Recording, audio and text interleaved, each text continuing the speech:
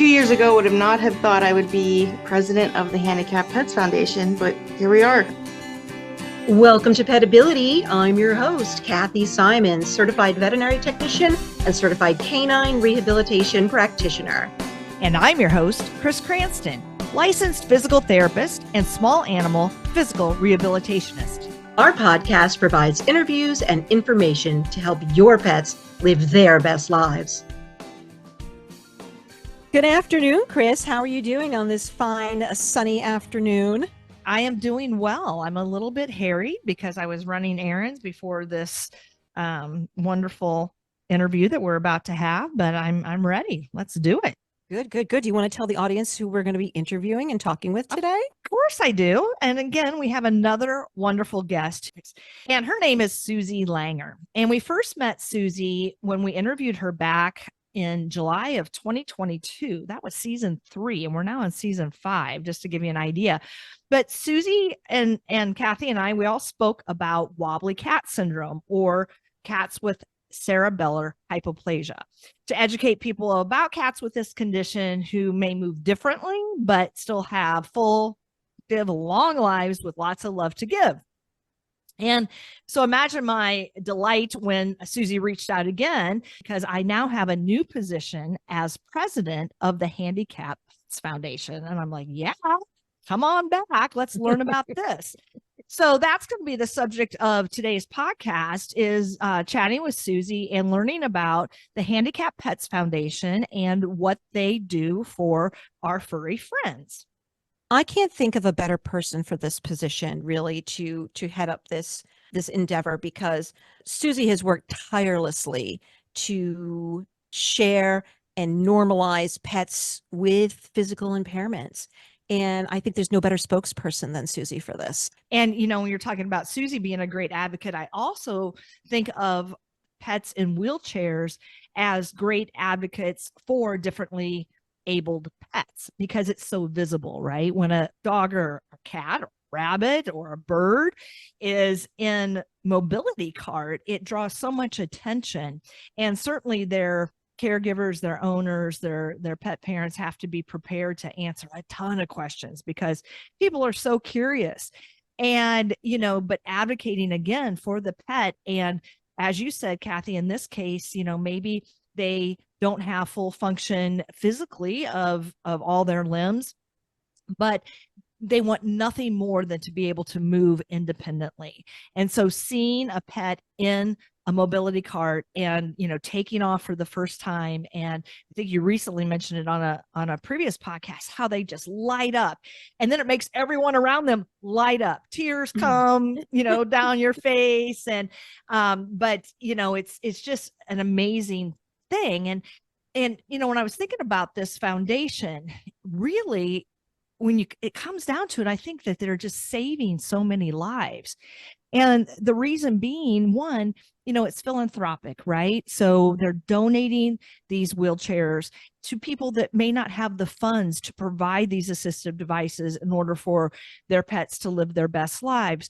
But also, it's so difficult to see our pets struggling to move when you know that they want to.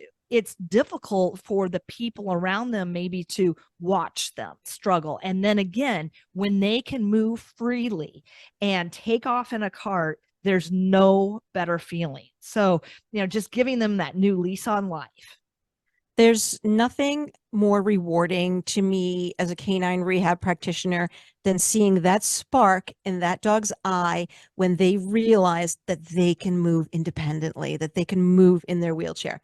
And I love it. One of the dogs I got a wheelchair for many, many years ago, a Great Dane with intervertebral disc disease. And the first day we got him in his wheelchair, we took him outside, we rolled him outside. He walked down the street, rolled up to a bush and peed on it. And I was thinking, yes, this is exactly what this is for. So you can sniff and pee on stuff. And it was a great feeling. And to be able to donate a cart is giving the gift of mobility. It's giving the gift of independence. And like I said, when you think one step further, it really could save a dog potentially from euthanasia. Absolutely. Or any pet. And, you know, you talked about, you know, just the simple tasks of being able to sniff and urinate on a tree, you know, but I've also seen the other end of things where I saw a dog compete in agility with a wheelchair. We saw that. And Yeah. yeah. And, they, of course, modified the course and everything like that. But that's what that border collie loved to do. And with her wheels, she could. Yeah. So, you have all ends of the spectrum. This is just fantastic. So without further ado, let's talk to Suzi Langer about giving pets their independence through the Handicapped Pet Foundation. Welcome, Suzi Langer, the queen of cerebellar hyperplasia. Thank you so much for having me. I am so excited to talk to you. And I get a new misfit to talk to you guys about because he is going to be my poster child for the foundation. He's a pug with scoliosis. We're pug people, Suzi, me and you. This means we're lifelong friends. If you have a pug and I have a pug, we're friends. I don't make the rules. That's just how it is. I think I remember, Suzi, the last time we spoke, you had just taken in this puppy. I did. Right? Yeah. He came into the clinic I was working at, and the breeder wanted a health certificate saying that his legs worked, but the very notable angle in his spine told me that, that wasn't going to happen. So we made a deal, and he came home with me, and then I got a paralyzed pug. Do you still have your Misfits campaign? I do. Yeah. It slowed down a little bit just because I'm taking on more responsibility with the foundation, but I am still going to be an advocate for the Misfits, and hopefully I'll get back to sending out tags again. Yeah, because I just thought we could give a shout out because how you started this campaign and Bifford for president and that sort of thing. So we can certainly put that in the show notes. Yeah, absolutely. The website's still up. We still have a map that you could go to find misfit-friendly vets or rehab facilities, or your resources are endless there. 2 years ago, would have not have thought I would be president of the Handicapped Pets Foundation, but here we are, and I am beyond excited. I have so many new ideas. I cannot wait to show the world how awesome this foundation is. Describe the foundation and its mission. When I first got my dog, Maxwell, the pug, he needed a wheelchair. That was obvious. The wheelchairs were quite pricey, not in my wheelhouse at the time. I had stumbled across the Handicapped Pets Foundation online, where they donate wheelchairs to people that show that they, are in financial hardship that would need it. So I just happened to apply, and I received a wheelchair within, I'd say, about 2 or 3 weeks. But then after that, I became interested in what they did, because I saw not only do they help dogs, but they've helped cats, goats, rabbits. There's been a turtle, ducks. I mean, it doesn't just, pigeonhole to cats and dogs. And after that, I realized there were so many other people that their animals' lives would be enriched by a wheelchair instead of stifled by maybe a diagnosis that they couldn't get ahead of. Suzi, I knew that Maxwell had gotten a chair because I saw your testimonial on the website. Did you? Oh, I'm so excited. Now, I have to say, he is a pug through and through, so he is less than tickled that he has to use any of his feet, because if it was up to him, he would rather me just bungee cord him to the front of me. He wants you to be surgically attached to you. Exactly. It's such a pug thing, but I notice he will use his wheels if he knows that somebody's got food around. So he knows to use it to his advantage. A true pug always will come for food. Yeah. Through and through, my friend, through and through.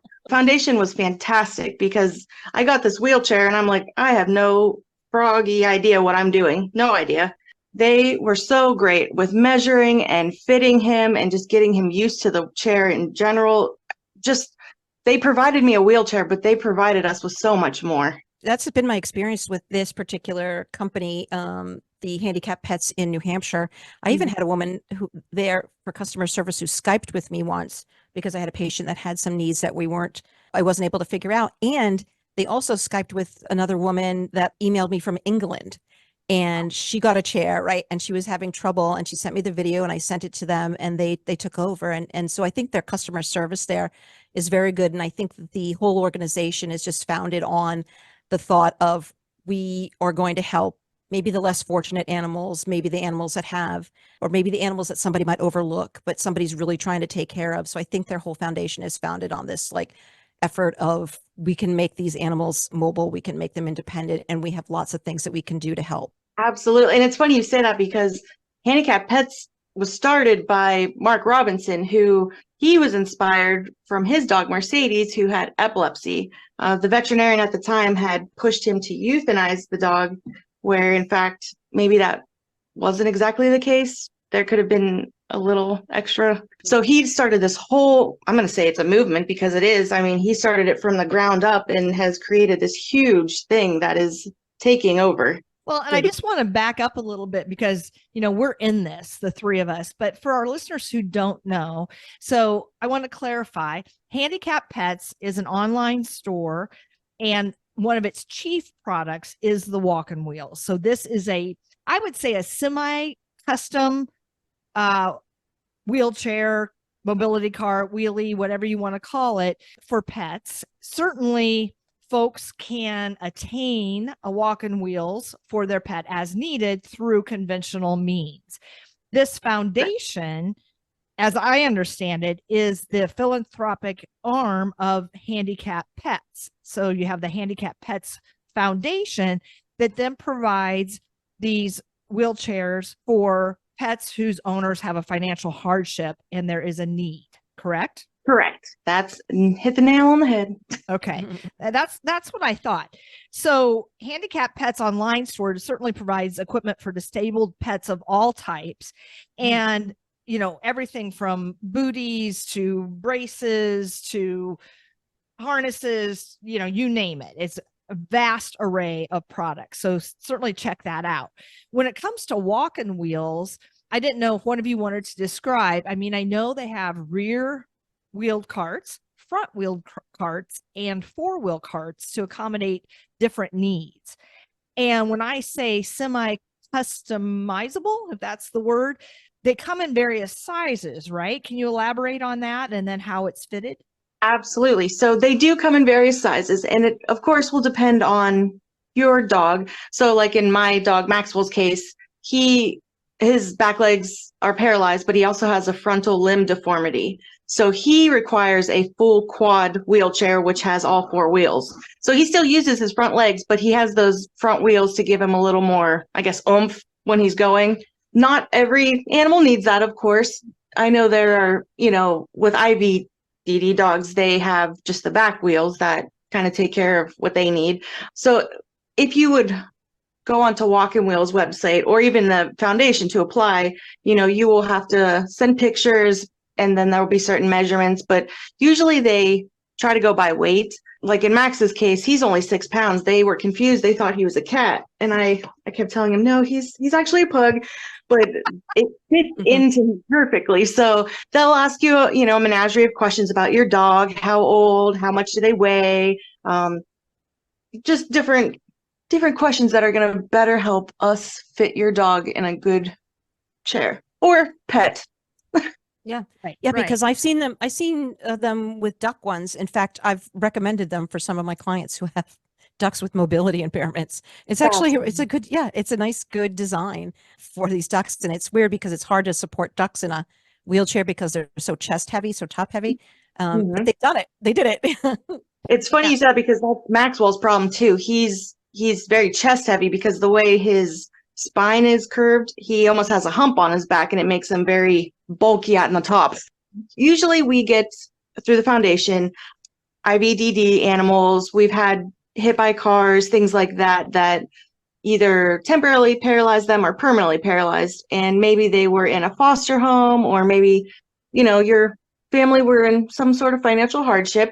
You can go to our website, the hpets.org, and you can apply for a wheelchair donation. And it'll ask you, your information, your pet's name, species.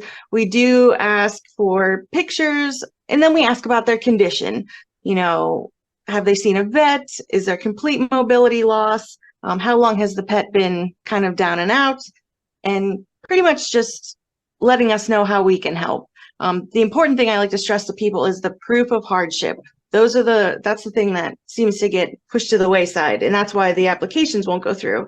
Proof of hardship would be, Section 8 housing, disability, food stamps, welfare, unemployment, things like that. So we would need that proof in order to move forward. And then usually what happens after that is we will email you letting you know whether you've been approved or if you haven't, and then we let you know why you weren't approved. So hopefully that helps too. But we also send out resources. So in the event that you weren't picked for a wheelchair, we try to send out links for other organizations or other groups that might be able to better help them in the meantime. How are So you how many- funded, Susie? Are funded strictly through donations. We are a 501, so we are a nonprofit. You could go to the website to donate through PayPal. We do have people that like to donate wheelchairs. So say your pet passes away and you want to donate your wheelchair. You can reach out to us. The only thing is we can't store that. So we would help facilitate it, but we just couldn't take the wheelchair back on your behalf. Right. I was looking on the website and it looked like you have a kind of a resale page. So people can put in the type of wheelchair they have and the size and so forth and put a price. Some I think were free and others, they varied in terms of price based on condition and such things. But that's another option for people, maybe those that didn't qualify for whatever reason, they could get a used wheelchair much less expensively than a new one would be. Exactly. And I will say the foundation is wonderful. In the past, say, somebody emailed us and said, I have a wheelchair, I'd really like to donate it. We have a list of the people, maybe last month that did not get approved for a wheelchair. We would reach out and say, despite you not getting picked, we do have one that somebody would like to donate. And then we do try to facilitate that happening too. So it's kind of a all around support. We try to donate wheelchairs, but then we kind of want to help recycle them too. Right. That's so wonderful. So the chairs that are donated, when people apply, they get approved. And I think I saw that it's like at the end of the month, you go through all the applications for that month. And at the end of the month, you notify who was picked, and they have 7 days to respond and so forth. Are those wheelchairs that are donated through that method then brand new? Yes. So like in Maxwell's case, when I got a wheelchair donated to me, it came in the Walkin Wheels box, brand new, came with the instructions and everything. But like I said, in some cases, you might get one that somebody was nice enough to mail to you instead, but either which way you would know. So if you got approved, you'd be getting like the official Walkin Wheels box and everything. Say you didn't get approved and we just had one that somebody mentioned they had, we would try to get that to them as well. Sure. So Susie, do you have any idea how many wheelies on average are donated per year? In the last year, 275. Wow. That's a lot of dogs or pets, I should say Yeah, because we get pictures all the time back, and it's, I know a lot of them were CH cats. We've got tripods. It's just amazing to see all the adorable misfits that really come out. Are you sending the chairs out to primarily in the United States, or are we reaching out to other Canada? Are we reaching out to other? Yeah. It is strictly United States right now, just because of how, shipping and handling is concerned. But I am not afraid to say that with me being president, a long-term goal would be to branch out internationally. Nothing in the works, but it's just something that would be cool to see. Global domination. Yeah. Exactly. We talked about like you get send out 275 wheelchairs in the last year. Approximately how many applications do you get on a monthly basis? So it depends. And it's weird because I feel like it's seasonal, and that's so strange to say, but I feel like come spring and summer, it picks up. Whereas in like around Christmas time, obviously it kind of thins out a little bit. Yeah. But I would say on a good month, we could get up to 20 applications. And I do think that a lot of times, like even for me in rehab, I've realized a seasonality. And I think one of the things is, a lot of parts of the United States, the winter, the days are very short. The weather's very cold and inclement. It may have snow and ice. So we're all happier to kind of stay inside and cozy in and cuddle.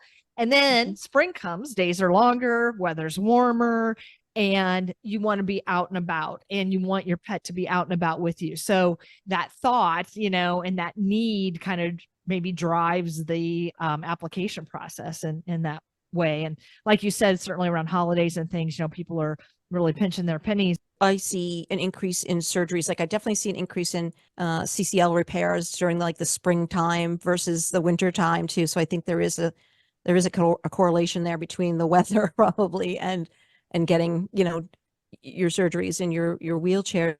We just recently talked to Christina Powell from Special Needs Animal Rescue League, or Snarl, and they post pictures all the time of their dogs in their walking wheels with skis, and they call it shredding the gnar instead of like going for a walk. They call it shredding the gnar. But they're adaptable, so you can use them because they're all terrain. But you can also put the skis on them when the snow comes.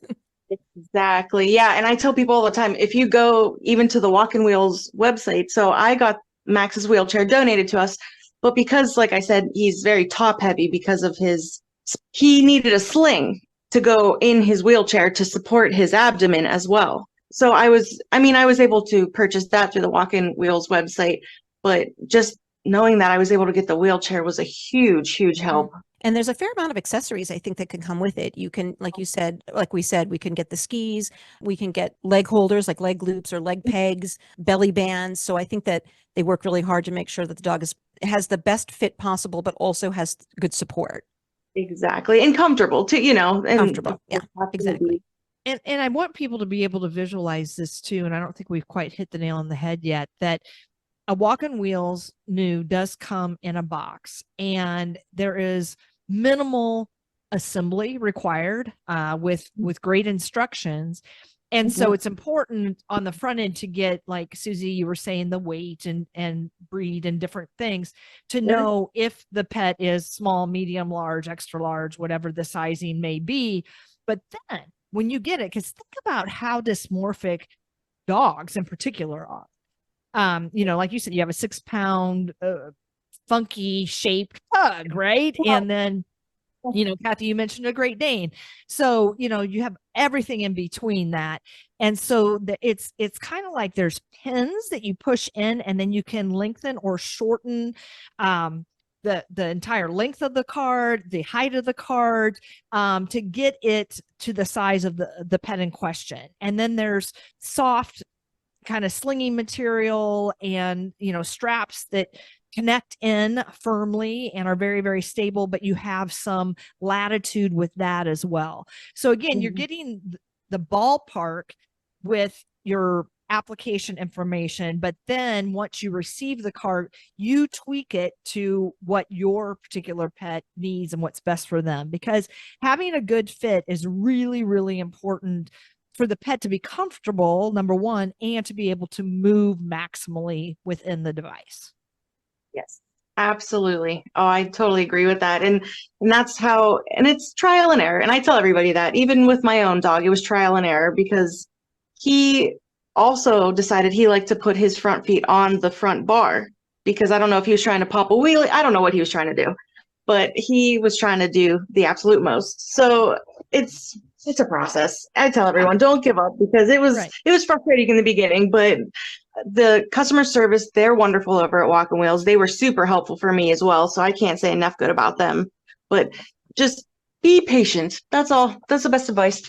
Yeah. And I think that's true with anything. I think sometimes folks are reticent, to experiment and to do trial and error, as you said, Suzi, but that's what I do as a therapist. I mean, rarely do I get it right the first time. So, and sometimes your head will tell you, yep, this is exactly what we need to do. We're going to tweak it here and extend this.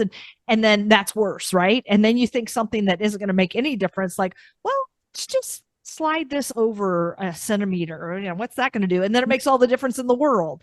So, don't be afraid to try things. I think that, like you said, is a good take home message.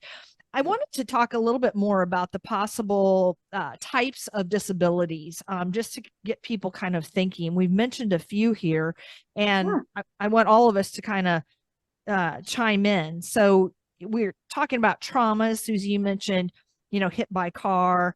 I certainly had that experience when I was a child. It was devastating. And My mom and I were raking leaves out in the front yard, and our Shetland sheepdog ran out into the road, and it's like we saw it happen. It was horrible. Now, she lived and looked relatively unscathed, but her back end didn't work anymore. So we took her to Iowa State, which was the closest veterinary school to us. And they said, consider this was like 1972. And they said, nope, there's nothing you can do. You need to euthanize her.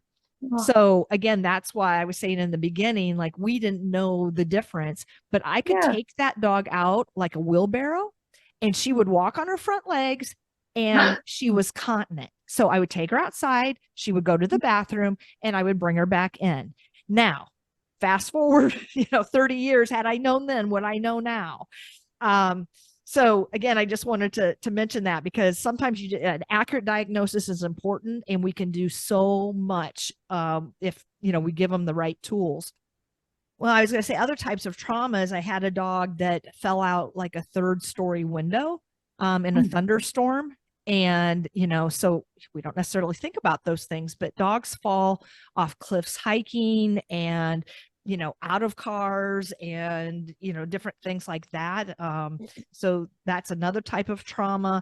Sometimes it results in an amputation. Most amputees do pretty well, but sometimes they're down to 2 legs. And so, just having that assistance, not that they can't learn how to move again, but having the assistance of a cart is awesome. One of the first things that comes to my mind is these dogs with degenerative myelopathy. As their disease progresses, they will most often need the support of a wheelchair. So those are one of the first things that come to my mind, but also because I'm interested in exotics, and I see a lot of birds and ducks and chickens and roosters and so forth. They can use it as well. I have a duck that has a limb deformity, and she really needs the assistance of a mobility cart, because these ducks once they come out of the water, they need to be able to get up and dry off and preen themselves. They can actually become waterlogged. Even just standing in the cart is a good exercise for her, to be able to stand in the sun, dry off, not be waterlogged, and then join her duck friends for whatever ducks, whatever social activities ducks do. I don't know, but not be picked on by the other ducks, and be able to get to her food, and be able to get to her water, and be able to get to her swimming pool.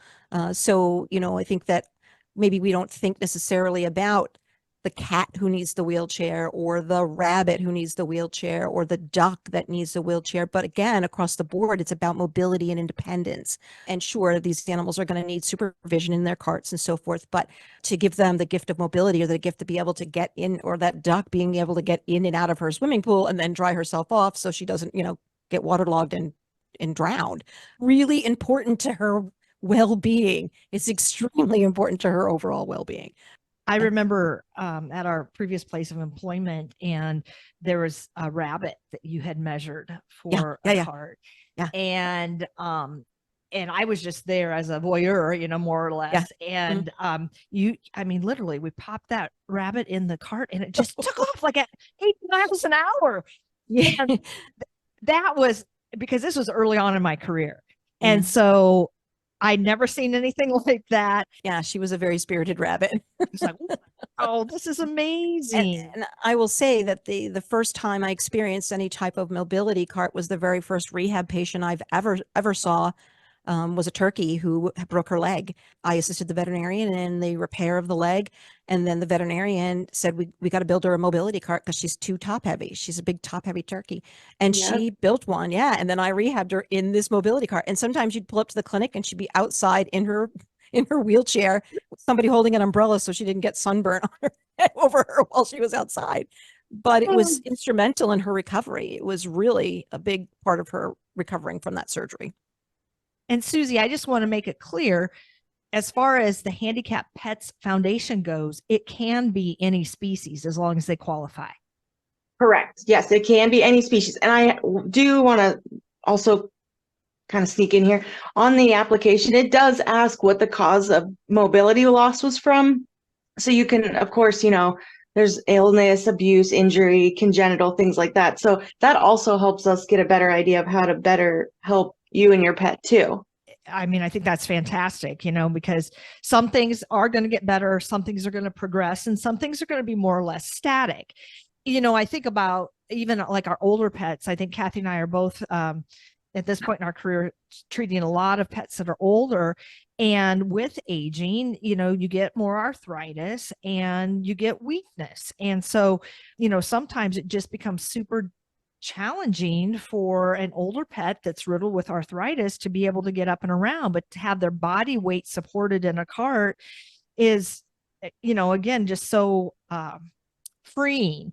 And Kathy, you mentioned too about, the duck just being able to get up and get off their chest. I think about all the different organ systems that are affected. Mm-hmm. And even if they don't move, or even if they only take a few steps, the ability to be upright and for that pet to feel normal because they're in a normal upright position, along with, the other pets that may be in the household or what have you. And it helps with breathing, right? Preventing pneumonia. It helps with circulation because they're not always lying, and squishing a downside leg, for example. It helps with neurological messaging, from the brain to the body and back and forth. It helps all the organ function just by being up. And as a PT for people and working in the neurological unit when I was an intern coming out of PT school, I mean, a lot of times with people that were in wheelchairs or otherwise disabled, we would just put them in a standing device and just, to stand there, and the joints, right? They benefit because you get some compression, The skin, gravity, gravity going through in a different direction. So the skin, just the skin alone, and the possibility of breakdown from being down all the time is a constant battle for fighting decubital ulcers. And being up helps prevent things like atelectasis, just like you said. It helps the metabolism and circulation. So just being upright feels good. Yeah.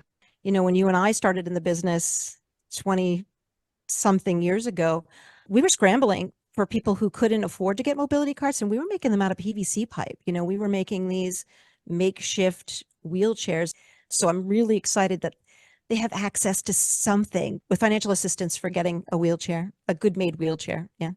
Yeah. And nor did we have the options that we have today in terms of wheelchair companies. So again, happy to have Walkin Wheels part of that great group. My dog Maxwell, he has to be upright in his wheelchair to have a bowel movement.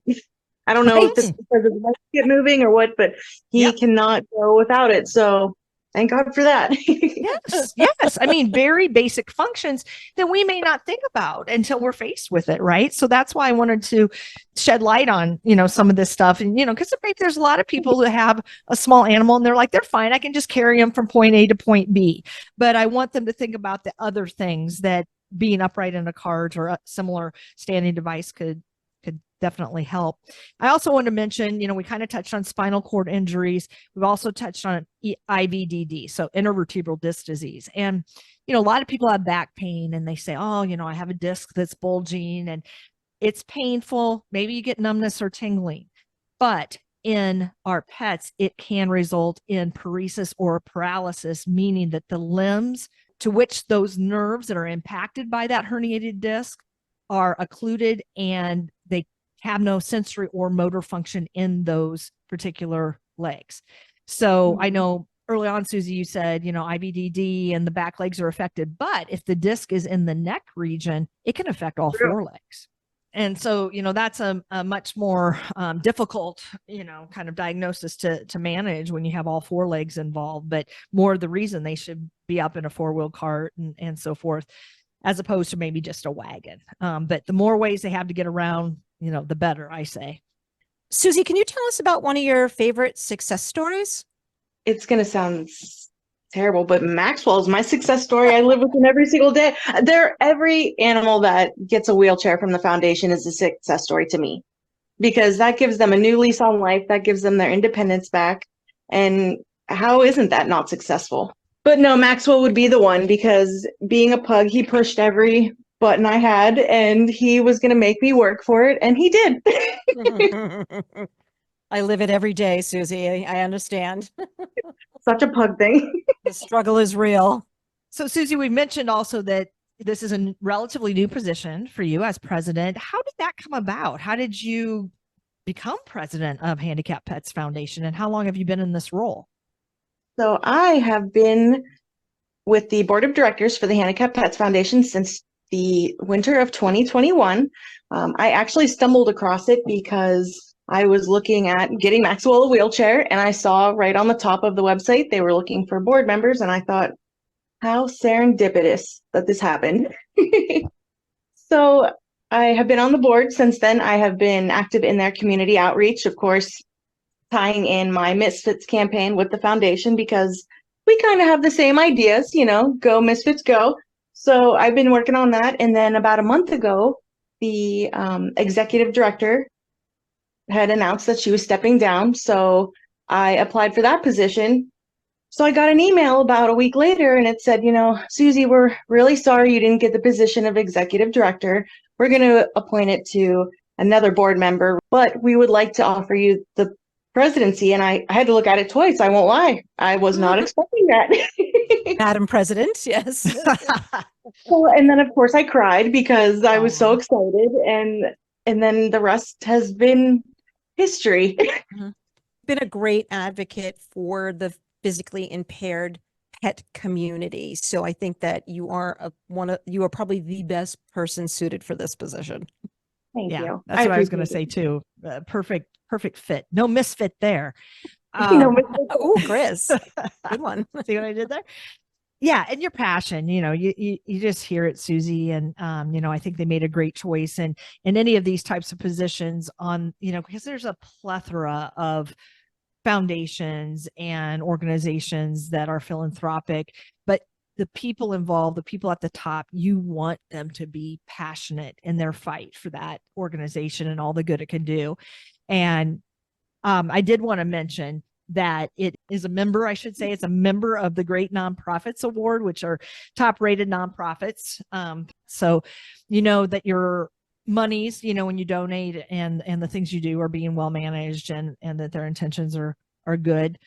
And that makes me circle back to, again, some of the ways that our listeners out there can support this foundation. You have merchandise, you have clothing and mugs and a calendar. Of course, you can make financial donations, memorial gifting.